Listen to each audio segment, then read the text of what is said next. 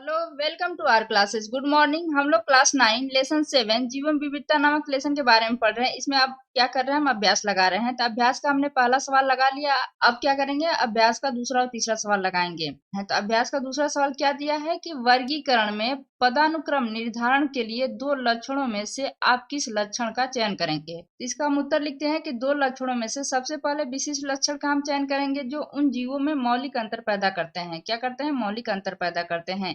इनके आधार पर मुख्य विस्तृत समूह निर्धारित होता है तथा कम महत्वपूर्ण लक्षणों के आधार पर छोटे समूहों का या उप समूहों में निर्धारित किया जाता है। कि जैसे हम कह सकते हैं कि प्रोकैरियोटी और यूकैरियोटी मुख्य विस्तृत समूह का आधार है। जैसे कि हम कभी भी पढ़े हैं, कोई भी जीव, पिछली वीडियो में हमने देखा है कि सारे जीव हैं, तो उसमें क्या दिया है कि ये जीव क्या है, प्रोकैरियोटी हैं और यूकैरियोटी जीव कहलाते हैं। तो इन्हीं प्रोकैरियोटी और यूकैरियोटी को दो लक्षणों को हम चयन करेंगे। किसका? प्रोकैरियोटी और यूकैरियोटी लक्षण का। अब इसमें सवाल नंबर तीसरा क्या बता रहा है कि जीवों के पांच जगत में वर्गीकरण के आधार की व्याख्या कीजिए। इसमें बता रहा है ना कि कोई जीव है, इसमें पांच जगत इसका वर्गीकरण किया गया है पांच जगत में से, और उसे किस आधार पर उस पांच जगत में वर्गीकरण किया है, इसके बारे में हमें बताना है। तो हमने पढ़ा है वीडियो में, पिछली वीडियो में, कि RS व्हिटेकर ने जीवों को पांच जगत में डिवाइड किया है। कौन कौन सा जगत है? मोनेरा है, प्रोटिस्टा है, फंजाई है, प्लांटी है, एनिमेलिया है। पांच जगत में इन्होंने डिवाइड किया। तो वो उसी जगत को उन्होंने किस बेस पे,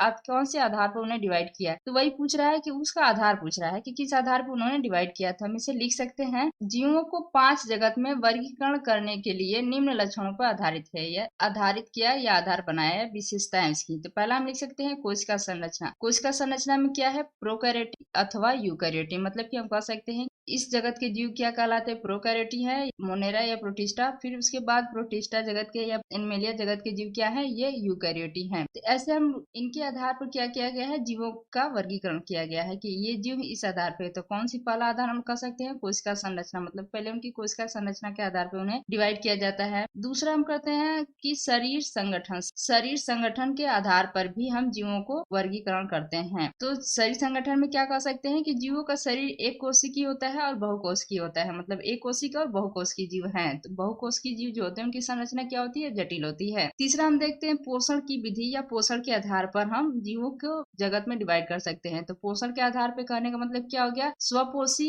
एंड परपोषी। स्वपोषी या स्वपोषण, या स्वपोषण का मतलब क्या है? ऐसे जीव जो अपना भोजन स्वयं बना लेते हैं वह स्वपोषी कहलाते हैं। परपोषी क्या मतलब है कि जो अपने है, ऐसे जीव जो अपना भोजन स्वयं नहीं बना पाते हैं वो परपोषी कहलाते हैं। जो दूसरे पे डिपेंड होते हैं। जीव जगत को वर्गीकरण किया गया है पोषण के आधार पर भी। चौथा है कोशिका भित्ति की उपस्थिति। कोशिका भित्ति के आधार पर भी जीवों का जगत में वर्गीकरण किया गया है। कोशिका भित्ति में पता है ये किसमें पाया जाता है? प्लांट में पाया जाता है, जंतु में नहीं पाया जाता है। इसको ऐसे भी पूछ सकता है कि मान लीजिए RS व्हिटेकर ने संपूर्ण जीव जगत को पांच वर्गों में डिवाइड किया है। तो पांच वर्गों में किस आधार पर डिवाइड किया है? तो इस आधार पे ये किसका है? RS व्हिटेकर ने भी इसका आधार बताया है। कोशिका संरचना, शरीर संगठन, पोषण की विधि और कोशिका भित्ति की उपस्थिति। इस आधार पर इन्होंने जीवों को पांच जगत में वर्गीकरण किया। अगली वीडियो में हम प्रश्न नंबर 4 से हल करेंगे। Thank you for watching. Please like and subscribe my channel.